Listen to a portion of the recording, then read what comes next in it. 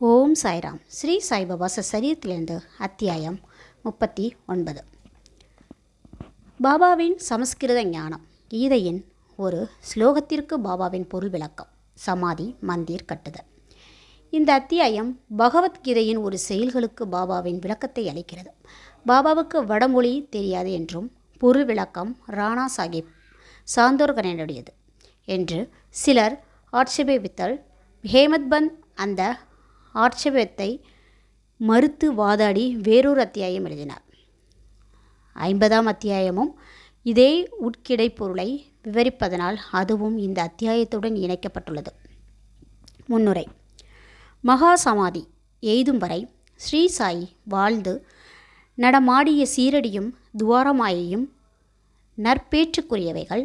யாருக்காக அவர் அத்தனை தூரம் வந்தாரோ, எவருடைய நன்றி கடனுக்கு தம்மை உரியவராக்கி கொண்டாரோ அத்தகைய சீரடி மக்கள் ஆசிர்வதிக்கப்பட்டவர்கள். முதலில் சீரடி ஒரு குக்கிராமம்தான். ஆனால் அவர் தம் தொடர்பின் காரணமாக பெரும் முக்கியத்துவத்தை எய்திற்று. ஒரு தீர்த்தமாகவும் புனித பயணத்திற்குரிய ஒரு புண்ணிய சேத்திரமாகவும் ஆனது. சீரடிகள் பெண்மணிகளும் அதே அளவு ஆசிர்வதிக்கப்பட்டவர்கள். அவர்பால் அவர்கள் கொண்டிருந்த முழு மனதான சிதையாத நம்பிக்கையும் நற்பேற்றுக்குரியது. அவர்கள் குளிக்கும் போதும், சோளத்தை அரைக்கும் போதும், பொடி செய்யும் போதும், மற்ற இல்லற தர்மங்களை செய்யும் போதும் பாபாவின் புகழை பாடினார்கள். அவர்களின் அன்பு நற்பேற்றுக்குரியது. ஏனெனில் கேட்போரின் பாடுவோரின் மனங்களின் கொந்தளிப்பை அகற்றி சாந்தப்படுத்தியது. இனிமையான பாடல்களை அவர்கள் பாடினார்கள். பாபாவின் பொருள் விளக்கம். பாபாவுக்கு வடமொழி தெரியும் என்பதனை ஒருவரும் நம்பவில்லை. ஒரு நாள் ராணா சாஹிப் சாந்தோர்களுக்கு கீதையின் ஒரு செயல்களுக்கு சிறந்த பொருள் விளக்கம் அளித்து அனைவரையும் அதிசயத்தில் ஆழ்த்தினார். இதை பற்றிய சுருக்கமான விளக்கம் பி.வி. தேவ் என்னும் ஓய்வு பெற்ற மாம்பலதாரால் எழுதப்பட்டு சாயிலீலா சஞ்சகியின் தொகுப்பு 7 ஸ்புத விஷயா பக்கம் 563 மராத்தியில் பதிக்கப்பட்டது. சகோதர் பி.வி. நரசிம்மசுவாமி எழுதிய இரு நூல்களான சாய்பாபாவின் சாசனாமிருத திருமொழிகள் பக்கம் 61, த ஒண்டரஸ் அண்ட் சயின்ஸ் சாய் பாபா பக்கம் 36 ஆகியவற்றின் இதை பற்றிய சிறு தகவல் வருகின்றது. தேவ் 27/9/1936 தேதியுள்ள தமது ஆங்கில வாக்குமூலத்தின் இதை பற்றி குறிப்பிடப்பட்டிருக்கிறது.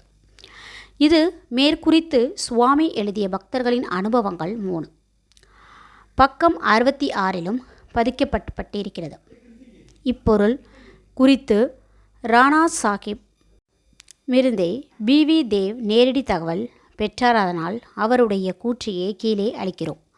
ராணா சாஹிப் சாந்தோர்கர் வேதாந்தத்தின் ஒரு சிறந்த மாணவர். அவர் கீதையை விளக்கங்களுடன் பயின்றிருக்கிறார். அவைகள் எல்லாவற்றையும் பற்றி தாம் மிகவும் கற்று சிறந்த அறிவாளி என கர்வமடைந்தார். இவைகளை பற்றியோ வடமொழியை பற்றியோ பாபாவுக்கு ஒன்றுமே தெரியாது என்று கற்பனை செய்து கொண்டார். எனவே ஒரு நாள் பாபா கூட்டை அம்பலப்படுத்தினார். இந்நாட்கள் பாபாவிடம் கூட்டம் திரளத் தொடங்குவதற்கு முன்பாகும். அப்போது அத்தகைய அடியவர்களின் பாபா தனியாக உரையாடல் நிகழ்த்துவதுண்டு. ராணா அவர் அருகில் பாபாவின் கால்களை பிடித்து விட்டு கொண்டு எதையோ முணுமுணுத்து கொண்டிருந்தார். பாபா: ராணா, உனக்குள்ளேயே என்ன முணுமுணுத்து கொண்டிருக்கிறார்? ராணா: வடமொழியிலிருந்து ஒரு ஸ்லோகத்தை நான் ஒப்பித்து கொண்டிருக்கிறேன். பாபா: என்ன ஸ்லோகம்? ராணா: பகவத்கீதையிலிருந்து. பாபா: அதை பலமாக கூறு. ராணா பின்னர் பகவத்கீதை அத்தியாயம் 4 34வது ஸ்லோகத்தை பின்வருமாறு ஒப்பித்தார். தத்வித் பிரணிபாதனே பரிப்ரஷ்னனே சேவையா உபதேசியந்தே ஞானம் ஞானஸ் தத்வதர்ஷனா. பாபா: ராணா, அது உனக்கு புரிகிறதா? ஆம். பாபா: அப்படியானால் என்னிடம் அதை விளக்கி கூறு. ராணா: சாஷ்டாங்கமாக நமஸ்கரித்தும் குருவிடம் கேட்டும் பணிவிடை செய்தும் இந்த ஞானம் என்பது என்ன என்பதனை அறிவாயாக. அப்போது உண்மை ஞானத்தின் சத்பொருளை எய்திய அந்த ஞானிகள் ஞானோபதேசத்தை உனக்கு நல்குவார்கள் என்பது அதன் பொருள். பாபா: செய்யுள் முழுவதற்கான இத்தகைய திரள் கருத்து எனக்கு தேவையில்லை. ஒவ்வொரு சொல்லுக்கும் அதன் இலக்கண வேகம் பொருள் ஆகியவற்றை எனக்கு சொல். பின்னர் ராணா அதை பதம் பதமாக விவரித்தார். பாபா, வெறுமனையே சாஷ்டாங்கமாக நமஸ்காரம் செய்தால் மட்டும் போதுமா? ராணா, பிரணிபாத என்ற சொல்லுக்கு சாஷ்டாங்க நமஸ்காரம் என்னும் பொருள் தவிர வேறு எப்பொருளும் எனக்கு தெரியாது. பாபா, பரிப்ரஷ்னா என்றால் என்ன? ராணா கேள்வி கேட்டல். பாபா, பிரஷ்னா என்றால் என்ன பொருள்? என்ன பொருள்? ராணா, அதுவே கேட்டல். பாபா, பரிப்ரஷ்னாவை போல் பிரஷ்னாவும் அதே பொருளை உணர்த்தினால் வியாசர் ஏன் பரி என்னும் அடைமொழியை முன்னால் சேர்த்தார்? வியாசர் இருக்கிறதா? ராணா, பரிப்ரஷ்னாவும் அதை தவிர வேறு எந்த பொருளும் எனக்கு தெரியாது. பாபா, சேவா, அது எத்தகைய சேவையை குறிக்கிறது? ராணா, நாங்கள் எப்போதும் செய்து கொண்டிருக்கும் அதையே தான். பாபா, அத்தகைய சேவை செய்தால் போதுமா? ராணா, சேவை என்ற சொல் அதை தவிர வேறு எதை குறிக்கிறது என்று எனக்கு தெரியாது. பாபா, அடுத்த வாக்கியத்தில் உபதேசத்யந்தே ஞானம் என்பதில் ஞானம் என்ற சொல்லுக்கு வேறெந்த சொல்லையாவது போட்டு அதை அங்கனம் படிக்க முடியுமா? ராணா, ஆம். பாபா, என்ன சொல்? ராணா, அஞ்ஞானம். பாபா, இந்த சொல்லை போட்டு செயலிலிருந்து ஏதாவது பொருள் உணரப்படுகிறதா? ராணா, சங்கர பாஷ்யம் அத்தகைய பொருள் தரும் அமைப்பு எதையும் தரவில்லை. பாபா, அவர் தராதத்தை பற்றிய லட்சியம் செய்யாதே. அஞ்ஞானம் என்ற சொல் இன்னும் சிறந்த பொருளை உணர்த்துமென்றால் அதை உபயோகிப்பதற்கு தடை ஏதும் உண்டா? ராணா, அஞ்ஞானம் என்பதை அதில் வைத்து பொருளை உணர்வது எவ்வாறு என்பது எனக்கு விளங்கவில்லை. பாபா, கிருஷ்ணன் அர்ஜுனனின் ஞானிகளையும் தத்துவ தரிசிகளையும் நாடி அவர்கள் சாஷ்டாங்கமாக நமஸ்கரித்து தத்துவ விசாரணையையும் சேவையையும் செய்யுமாறு ஏன் சொல்கிறார்? கிருஷ்ணர் தாமே ஒரு தத்துவ தரிசியும் உண்மையில் ஞான ரூப முயே அல்லவா? ராணா, ஆம். அங்கனமேயானால் அவர் அர்ஜுனனிடம் ஞானிகளை அணுகுமாறு ஏன் குறிப்பிட்டார் என்பது எனக்கு புரியவில்லை. பாபா, இதை நீ புரிந்து கொள்ளவில்லையா? ராணா, செருக்கு குலைவுற்றார், கர்வம் அழிக்கப்பட்டது. பின்னர் பாபா விவரிக்க ஆரம்பித்தார். ஞானிகளின் முன்னால் வெறுமனை சாஷ்டாங்கமாக நமஸ்கரிப்பது மட்டுமே போதாது. நம் சத்குருவிடம் சர்வாஸ்வ சரணாகதி அடைய வேண்டும். கேள்வி கேட்டால் மட்டும் போதாது. ஒழுங்கற்ற முறையிலும் குருவை சிக்கலில் மாட்டிவிடும் வகையிலும் கேட்கக்கூடாது. விடைகளில் உள்ள பிழைகளை சுட்டிக்காட்டவோ அல்லது பயனற்ற ஆர்வத்துடன் கேட்கப்படவோ கூடாது. அது காரிய மனப்பான்மையுடன் ஆன்மீக முன்னேற்றம் அல்லது மோட்சத்தை அடையும் நோக்கத்துடன் இருக்க வேண்டும். சேவை என்பது ஏதோ ஒரு பணி செய்வது அல்ல.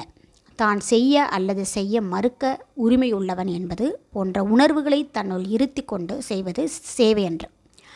உடலின் அதிபதிதான் அல்ல என்றும் உடல் குருவுக்கே அர்ப்பணமானது என்றும் அவருக்கு சேவை செய்வதற்காக மட்டுமே உளதாய் இருக்கிறது என்றும் உணர வேண்டும். இதன்படி நடந்தால் முந்தைய ஸ்லோகத்தின் குறிப்பிடப்பட்ட ஞானம் என்பது எதனை குறிக்கிறது என்று சத்குரு உணர்த்துவார். குரு அஞ்ஞானத்தை போதிக்கிறார் என்று கூறுவதன் பொருள் ராணாவுக்கு விளங்குவதில்லை. பாபா, எங்கனம் ஞானோபதேசம் செயற்படுத்தப்படுகிறது? அறியாமையை அளிப்பதே ஞானம். கீதை அத்தியாயம் 18 66வது ஸ்லோகத்திற்கு ஞானேஸ்வரியின் விளக்கச் செயல் 1396 கூறப்படுவதாவது: ஓ அர்ஜுனா, அறியாமையை அகற்றுவது இத்தகையது. அதாவது கனவும் தூக்கமும் மறைந்துவிடுமானால் நீ உன்னுடையவனே, அது அங்கனமே. மற்றும் கீதை அத்தியாயம் 5 ஸ்லோகம் 16க்கு ஞானேஸ்வரியின் விளக்க செயல் 83 கூறியதாவது: அறியாமையை அழிப்பது என்பது தவிர ஞானத்தின் மாறுபாடாகவோ தற்சார்புடையவாகவோ வேறு எதுவும் உள்ளதா? இருளை துரத்துவது என்றால் ஒளி என பொருள். இத்வைத்தை அழிப்பதென்றால் அத்வைத என பொருள். இத்வைதத்தை அழிப்பது பற்றி பேசும்போதெல்லாம் நாம் அத்வைதத்தை பற்றி பேசுகிறோம். இருளை அகற்றுவது பற்றி பேசும்போதெல்லாம் ஒளியை பற்றி பேசுகிறோம். அத்வைத நிலையை நாம் உணர வேண்டுமென்றால் நம் மனதில் உள்ள தத்வைத உணர்வை நீக்க வேண்டும். அதுவே அத்வைத நிலையை நாம் உணர்த்துவதாகும். இத்வைத நிலையை மனதில் கொண்டுள்ள ஒருவன் அத்வைத நிலையை பற்றி எங்கனம் பேச முடியும்? அப்படி ஒருவன் பேசுவானாயில் அதே நிலையை அடைந்தாலொழிய அதை எங்கனம் ஒருவன் அறிய முடியும், உணர முடியும். மீண்டும் கூறும் இடத்து சீடனுடன் சத்குருவைப் போலவே உண்மையில் ஞானத்தின் பண்புருவமானவன். மனப்பான்மை மேலான உணர்வு, மிக சிறந்த அமானுஷ்ய சத்துவ நிலை, ஒப்பற்ற செயலாற்றல், ஐஸ்வர்ய யோகம், இவைகளிடையே சீடனுக்கும் குருவுக்கும் உள்ள வேறுபாடு நிலைக்கிறது. குரு நிர்குணமானவர், சச்சிதானந்தமயமானவர். உண்மையிலேயே மனித வர்க்கத்தை உயர்த்தி உலகை உயிர்ப்பதற்கே அவர் மானுட உருவம் எடுக்கிறார். ஆனால் அதன் பொருட்டாக அவரது உண்மையான நிற்குணத்தன்மை எல்லளவும் பாதிக்கப்படுவதில்லை. அவர் தன் வியாபகம், தெய்வீக சக்தி, ஞானம் முதலியன குறைவதில்லை. உண்மையில் சீடனும் அதே ஸ்ரூபத்தில்தான் இருக்கிறான். கணக்கற்ற பிறப்பு இறப்புகளுடைய முன்வினைகளின் விளைவானது அறியாமை என்னும் ரூபத்தில் அவன் பார்வை நின்று தான் சுத்த சைதன்யன் என்பதனை அறியவிடலாம் மறைக்கிறது.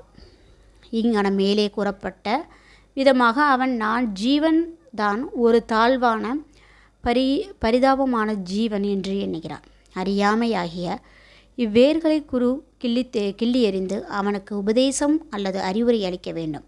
தாழ்வான ஈனமான எல்லையற்ற பிறவிகளை எடுத்து பல முடிவில்லாத பிறப்புகளினால் திக்பிரமை அடைந்துள்ள சீடனுக்கு குரு நூற்றுக்கணக்கான பிறப்புகளின் நீ கடவுள், நீ வலிமை உள்ளவன், நீ செல்வம் உள்ளவன் என்று உபதேசித்து அறிவுறுத்துகிறார். பின்னர் தானே உண்மையில் கடவுள் என்பதை சிறிதளவு உணர்த்துகிறான். சீடன் உழன்று கொண்டிருப்பதற்கான மாய தோற்றமானது யாதெனின் தானே உடலென்றும் தானே ஜீவனென்றும் பரமாத்மாவாகிய கடவுளும் உலகமும் தன்னிடமிருந்து வேறுபட்டவைகள் என்பதே ஆகும்.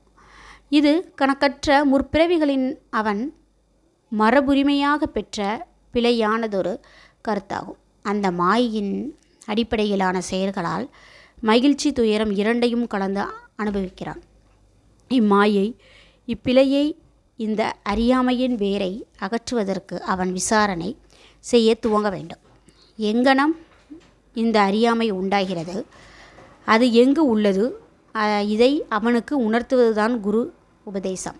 அஞ்ஞானம் என்பது கீழ்கண்டவையே: நான் ஒரு ஜீவன், உடம்பே ஆத்மா, கடவுள், உலகம், ஜீவன் இவையெல்லாம் வேறானவை.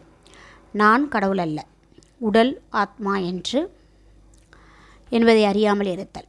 கடவுள், உலகம், ஜீவன் இவைகள் எல்லாம் ஒன்று என்பதை அறியாமல் இருத்தல். இப்பிழைகள் எல்லாம் அவனது கவனத்திற்கு கொண்டு வரப்பட்டதான்றி ஜீவன், உலகம், உடம்பு இவைகளெல்லாம் என்ன?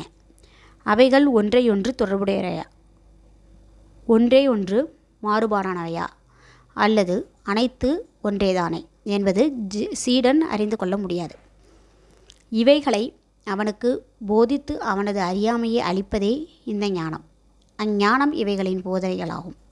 ஞானமூர்த்திகளாகிய ஜீவனுக்கு ஏன் இந்த ஞானம் போதிக்கப்பட வேண்டும்?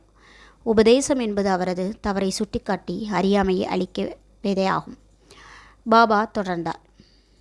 பரணிபாத என்பது சரணாகதி. உடலால் உள்ளத்தால் செல்வங்களுடன் சரணாகதி அடைய வேண்டும். ஏன் கிருஷ்ணர் அர்ஜுனரை வேறு ஞானிகளின் கேட்கும்படி கூறினார்? நல்ல பக்தன் யாவற்றையும் வாசுதேவன் எனக் கொள்கிறான். எந்த குருவும் அடியவருக்கு கிருஷ்ணனாகிறான். குரு சீடனை வாசுதேவனாக நினைக்கிறார். இவர்கள் இருவரையும் கிருஷ்ணர் தம்முடைய பிராமணனும் ஆத்மானும் ஆகிய கொள்கிறார். ஸ்லோகம் 18. அத்தகைய பக்தர்களும் குருவும் இருப்பதை கிருஷ்ணர் அறிந்திருப்பதனால் அவர்களின் பெருமை உயர்ந்து திகழுதற்கு பொருட்டாகவும் அனைவரும் அறிதற்கு பொருட்டாகவும் அர்ஜுனனிடம் அவர்களை பற்றி சொல்கிறார். சமாதி மந்திர் கட்டுதல். தாம் நிறைவேற்றி முடித்ததற் பொருட்டாக ஆர்வம் கொண்ட விஷயங்கள் குறித்து பாபா பேசியதோ எவ்விதமான வெற்று ஆர்ப்பரிப்பு செய்வதோ கிடையாது. ஆனால் நிதானமாக நிச்சயமான பலன்கள் கிட்டுமாறு சூழ்நிலைகளையும் சுற்றுப்புறங்களையும் அவர் அவ்வளவு திறமையாக அமைத்தது குறித்து மக்கள் ஆச்சரியப்பட்டனர். இக்கருத்துக்கேற்ற நிகழ்ச்சி சமாதி மந்திரின் கட்டிட வேலையாகும். நாக்பூரை சேர்ந்த புகழ்பெற்ற கோடீஸ்வரரான ஸ்ரீமான் பாபு சாஹேப் பூட்டி தனது குடும்பத்துடன் சீரடியில் வசித்து வந்தார். அங்கு தனக்கு சொந்தமான கட்டிடம் ஒன்று வேண்டும் என்று அவர் மனதில் எண்ணம் ஒன்று எழுந்தது. இதற்கு சில நாட்களுக்கு பிறகு தீஷித் வாதாவின் தூங்கிக் கொண்டிருக்கும் போது அவர் ஒரு காட்சி கண்டார். பாபா அவர் கனவில் தோன்றி அவருக்கும் சொந்தமான வாதா ஒன்றை கோவிலுடன் கட்டும்படி பணித்தார். அங்கு தூங்கிக் கொண்டிருந்த ஷாமாவும் அதே மாதிரி காட்சி தோன்றியது. பாபு சாஹேப் கண் விழித்தபோது ஷாமா அழுது கொண்டிருப்பதை பார்த்தார். ஏன் என்று அவரை கேட்டார். அவர் பாபா தம் கனவில் தமதருகில் நெருங்கி வந்து வாதாவை கோவிலுடன் கட்டுக, நான் உங்களுடைய ஆசைகளை பூர்த்தி செய்வேன் என தெளிவாக ஆணையிட்டார். பாபாவின் இனிமையும் அன்பும் பொருந்திய மொழிகளை கேட்டு நான் உணர்ச்சி வசப்பட்டேன். என் தொண்டை அடைத்தது, எனது கண்களில் நீர் பொங்கி வடிந்தது, நான் அழத் தொடங்கிவிட்டேன் என்றார். பாபு சாஹேப் இருவரது கனவும் ஒத்திருந்ததைக் கண்டு ஆச்சரியப்பட்டார். பணமும் வசதியும் பொருந்திய அவர் அங்கு ஒரு வாதா கட்ட தீர்மானித்தார். மாதவ்ராவுடன் கூடி ஒரு திட்டம் தீட்டினார். காகா சாஹேப் தீஷித்தும் அதை ஆமோதித்தார். பாபாவின் முன்னர் அது சமர்ப்பிக்கப்பட்ட போது அவரும் அதை உடனே அங்கீகரித்தார். பின்னர் கட்டிட வேலை முறைப்படி ஆரம்பமானது. ஷாமாவின் மேற்பார்வையில் கீழ்த்தளம், உக்கிரான அறை, கிணறு முதலியன பூர்த்தியாயின. லெண்டிக்கு போகும்போது வரும்போது பாபாவும் சில முன்னேற்றத்திற்காக யோசனை தெரிவித்தார். தொடர்ந்து மேற்படி வேலைகள் பாபு சாஹேப் ஜோகியிடம் ஒப்படைக்கப்பட்டது. அது நிறைவேறி கொண்டிருக்கும் போது திறந்த முற்றம் அல்லது மேடை இருக்க வேண்டும் என்றும் நடுவில் ஸ்ரீ முரளிதரின் உருவம் பிரதிஷ்டை செய்யப்பட வேண்டும் என்றும் பாபு சாஹேப் பூட்டிக்கு எண்ணம் உதித்தது. இவ்விஷயத்தை பாபாவிடம் சொல்லி பாபாவுடைய சம்மதத்தை பெறுவதற்காக அவர் ஷாமாவை கேட்டுக்கொண்டார். பாபா வாதாவை கடந்து சென்று கொண்டிருந்த போது ஷாமா இதை பற்றி அவரிடம் கேட்டார். ஷாமா கூறியதை கேட்டு பாபா சம்மதித்து கோவிலில் வேலை முடிந்ததும் நான் அங்கு தங்குவேன் என்றார்.